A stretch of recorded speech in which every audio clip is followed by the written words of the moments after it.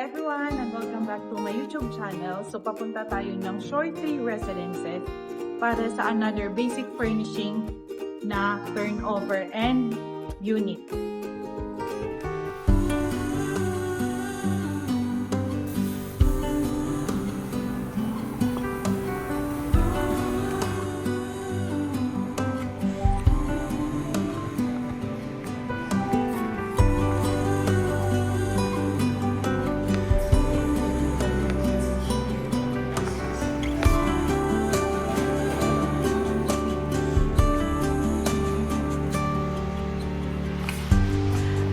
Moment, no one can tell where we should go.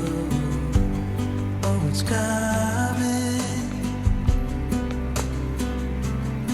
We thought we had it, the truth about our common soul, that it was fantasy. Ang unit na to pala is rented na for 30,000, 1 plus 2 for 6 months.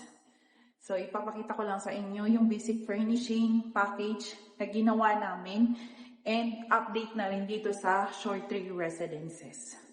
So, yung unit is nasa dulo. Kaya nakuha siya ng 30,000. Malaking unit siya.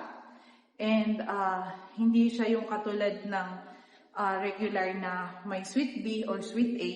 Ito siya is, ano lang, diretso. Nothing to put belief in. As soon as we saw the ocean, we knew what we had become, defying our own emotion, pretending land was our own. We couldn't embrace the notion that we were meant for something more, something beautiful. Something beautiful.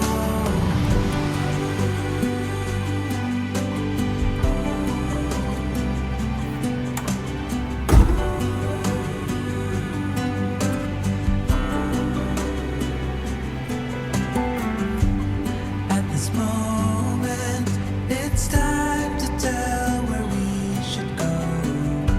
But how can I be sure? Can we change it? The truth about our common soul, to say we know it's real. Sa unit and itutour ko na kayo. Same din, basic furnishing. So, ang basic furnishing, nagdidepende siya sa 160 to 200,000.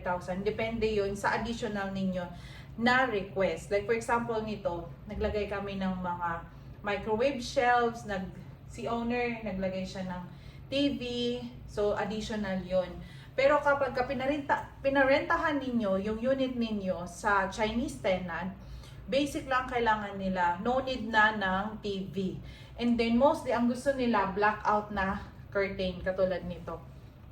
Ang ilalagay ko is, ano siya, parang neutral lang, gray, dark gray, ganon. Pagka black, parang ayaw nila ng ganon eh.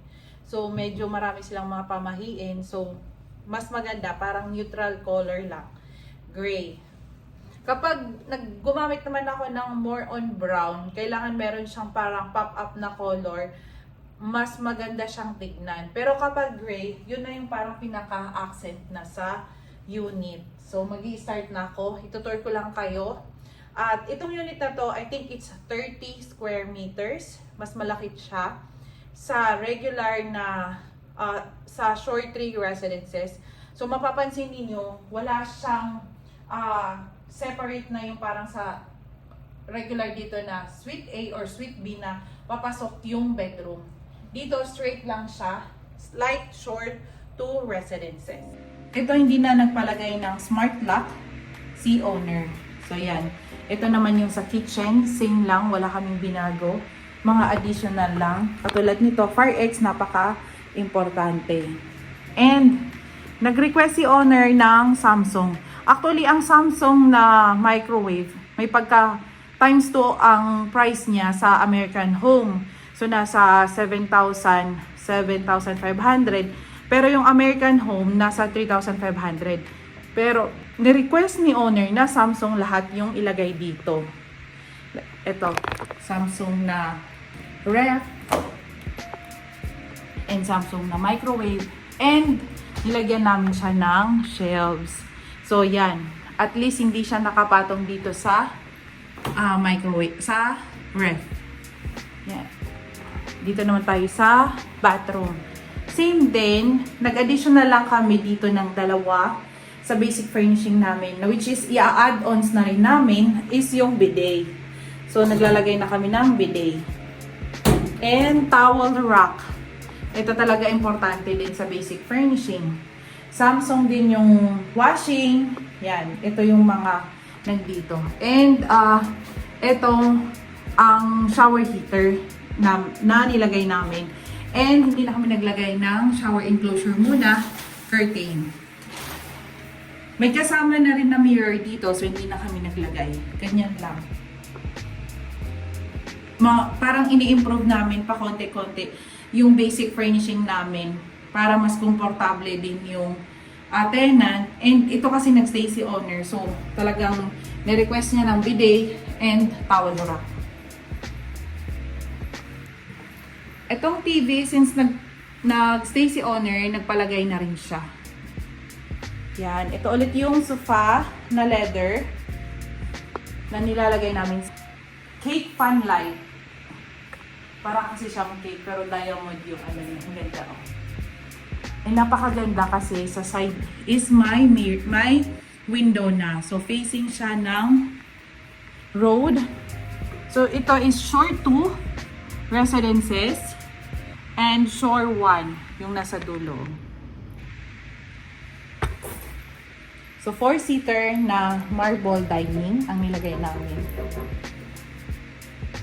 Dito naman tayo sa bedroom. So, dito sa bedroom, napakasimple lang din. Gray na curtain, yung Samsung, dyan namin nilagay. Yung, aircon. And leather, tinirnohan na rin ng leather na bed frame na may diamond. At nagustuhan naman ni tenant to. And then, so, nagsakto lang talaga yung cabinet dito. Oh, nagstay nga si owner dito kasi may ano pa. May magamit pa dito si owner na ipo-pull out namin. And ito yung view niya. Facing ng amenities. Tower 1 to Yan. So, hindi pa siya gawa. Inaayos pa rin yan. Pero kung gusto nyong gumamit, doon. Dito, yan. Yung doon papunta, ready na. Ito yung shore 2 residences. Tower 3. May turnover kami dyan mamaya. Yung pang 4th ko na unit. If you're interested to avail our services, just email us at inquiry@talktotindale.com. And then, may magre-reply doon, si Tin. Si Tin yung nakadelegate ko for inquiry. Para in case kung ano yung kailangan nyo, mapasend namin documents like sa turnover services na gusto ninyo, basic furnishing, and yung leasing management and restoration, lahat yun. So, bumuo na ako ng team, ready na sila lahat. So, talagang nakadelegate yung task na gusto ko kasi yung mabigay din yung the best sa inyo. Kasi hindi ko nakakayanin pag ako lang. Maraming OFW ang gustong mag-avail ng service namin, lalong-lalo na hindi sila makauwi. So, in case, ang pinaka-ano ko, ipopost ko na lang yung pinaka-chart ko na gagawin na nakadelegate lahat ng trabaho. Iba po yung naka-assign na tao ko sa turnover furnishing, si Jay doon. And inayos ko na si Mika sa tenant. Kasi kailangan din ng tenant ng may tao talaga na anytime na pag kailangan nilang may concern sila, meron at merong mag-aasikaso sa kanila. Para hindi rin ako mapahiya sa i-refer nilang mga kliyente. And then sa inyo rin, sa mga unit owner, lalong-lalo na kapag nag-handle kami, may isang tao rin po na naka-assign para sa remittance. Like for example, siya yung ini-email lang kasi ni-email yun ni Mitch na nag-remit na, ito yung status ng unit, lahat. So, naka-delegate. Hindi po ako lahat. So, dinelegate ko. And then, yun yung pinaka-maganda kasi, napili ko sila according sa, ano nila, sa parang, kapasidad nila, and then kung saan ba talaga sila mas okay. Like for example, si Jay, maganda yung ano niya kasi na-check niya lahat sa turnover. Napaka-meticuloso niya pagdating sa turnover. Hindi siya nagiging pabaya na, ay ito kailangan hindi pa polish, i-polish lahat. Si Mitch din, talagang dino-double check niya lahat. Kapag ka nag-remit sa owner, kung may babawas ba, association dues, bayad ba yung association dues ninyo, yung RPT ninyo, kailangan bang bayaran, yun. So, hinay-hinay lang, next year, talagang mag-upgrade kami ng todo-todo para maserbisyohan kayo ng mas maayos. Ayan, so next, punta naman tayo sa Tower 2 dahil meron tayo doon na in-upgrade na unit. So, yun naman, tinatry ko siyang ipaparent ng 35,000. Kasi ito, basic lang 30,000. Yun siya, Suite B, pero in-upgrade namin eh. Puntahan natin. See you in my next vlog. Bye! I want to be